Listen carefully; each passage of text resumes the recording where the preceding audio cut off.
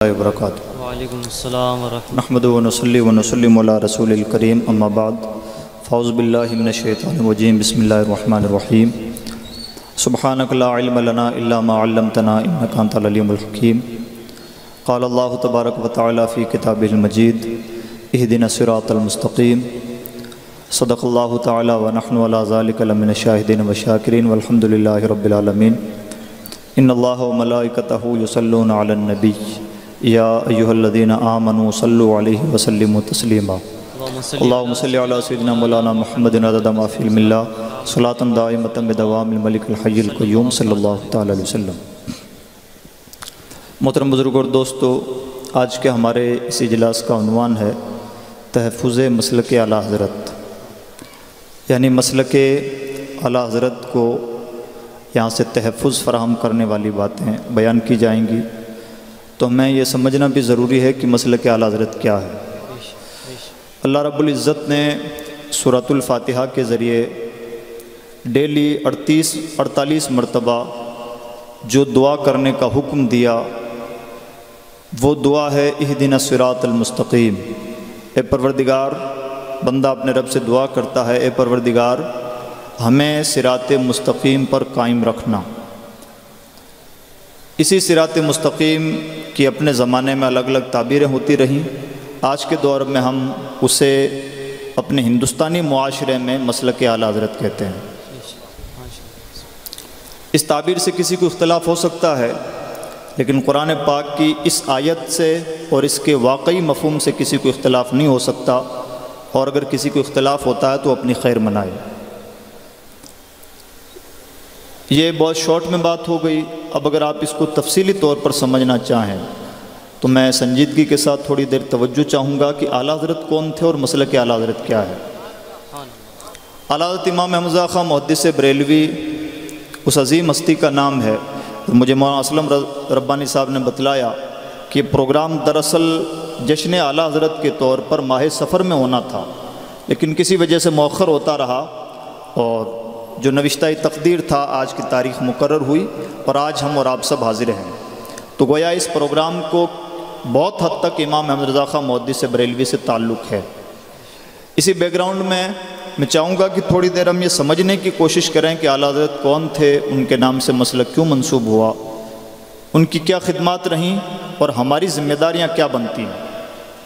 اب کوئی اپنے آپ کو رضوی کہے نہ کہے، مانے نہ مانے، اور پریکٹیکلی طور پر وہ نسبت رضویت سے متعلق ہو یا نہ ہو، سچ یہ ہے کہ جو بھی اہل سنت ہیں وہ چاہے اس تعبیر کو قبول کریں یا نہ قبول کریں، الحمدللہ سب اہل سنت ہیں، اور ہمیں یہی شیر و شکر کا ماحول بنانا چاہیے، مشربی اختلافات سے بالاتر ہو کر۔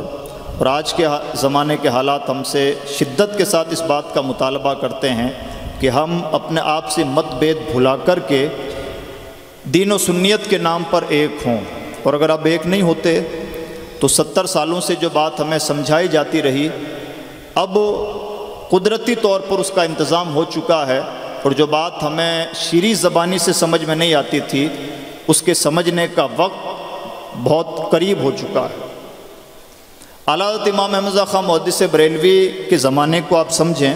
اعلیٰ حضرت جس زمانے میں پیدا ہوئے، یہودیوں نے اسلامک ورلڈ کو 3 حصوں میں ڈیوائیڈ کر رکھا تھا، اور بہت گہرائی کے ساتھ اس پولیٹکس کو سمجھ لیں تاکہ سلیقے سے یہ بات سمجھ میں آ جائے کہ اسلام میں فرقہ پرستی کیوں ہے، اور غلط فرقہ کون ہے اور برحق کون ہے۔ جب ہم اسلامک ورلڈ کو دیکھتے ہیں، میپ کو دیکھتے ہیں، تو دنیا 3 حصوں میں ڈیوائیڈ نظر آتی ہے۔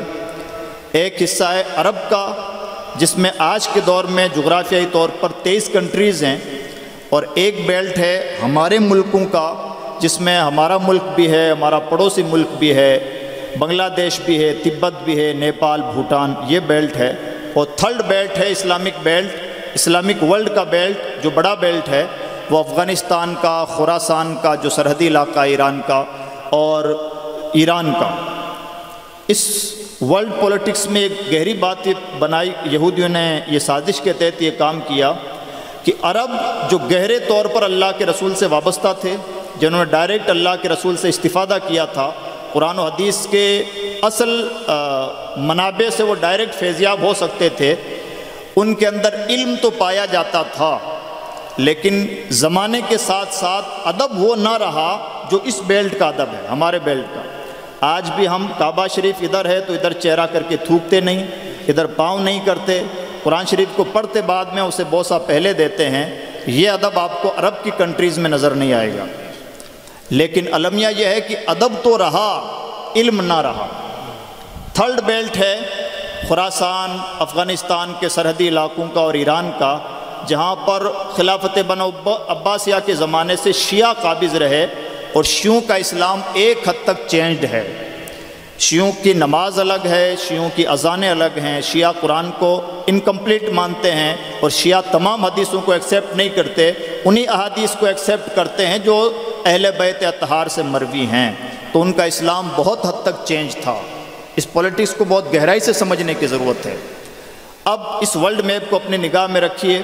عرب کے لیے ایک فرقہ بنایا گیا جس کا نام ہے وہابیزم۔ وہابیزم میں چینج کچھ نہیں ہے، نہ خدا بدلا ہے، نہ نبی بدلا ہے، نہ قبلہ بدلا ہے، نہ قرآن بدلا ہے، سب کچھ وہی ہے جو اسلام میں تھا۔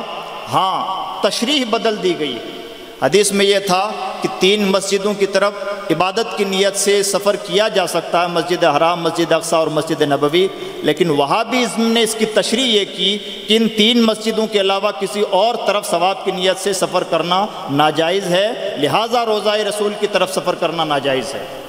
اسی طرح سے شرک و بدعت کی تشریحات بدل دی گئیں، اور آج امت کا ایک بہت بڑا طبقہ کنفیوژن کا شکار ہے کہ میں یہ کام کر رہا ہوں کہیں شرک نہ ہو جائے۔